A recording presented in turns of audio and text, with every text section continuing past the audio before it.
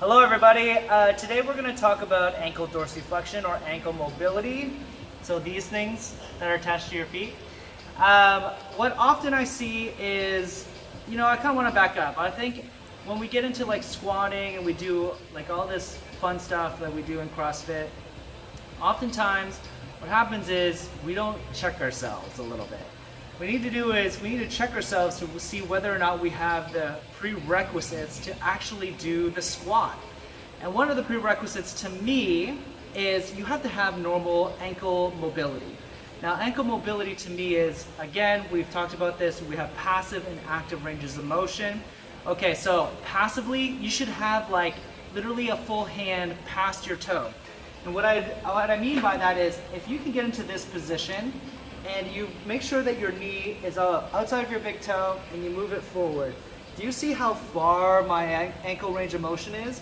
That's about 6 inches. And you need to have that clearance to be able to get into a deep squat. Oftentimes when you don't have that range of motion, you'll see people squatting like this. You'll see people going like this. They can't get into, and then they kind of fall backwards like this. And it's because their center of gravity is behind them because they don't have the actual range of motion in their ankles. So, to actively get into an active range of motion of deep dorsiflexion is get into a deep squat. Now, I don't care how you get into this deep squat. If you want to go out as far and you're as comfortable like this, then fine, so be it. But I'm going to ask you to get into this position and then bring your toes in by 1 inch. So you're going to bring your toes in by 1 inch like this.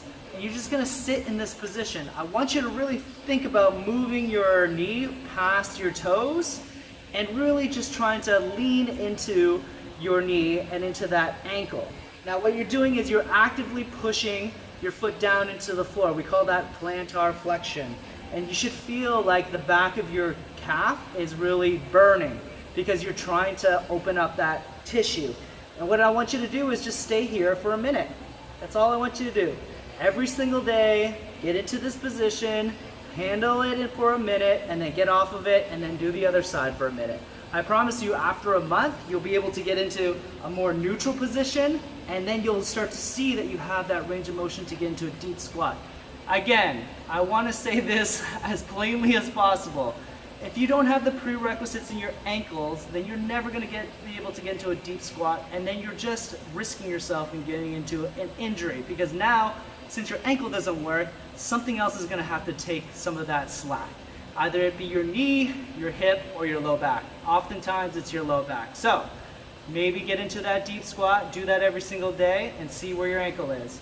If you want more information, you can always get more information on my website at www.drwoosportspod.com.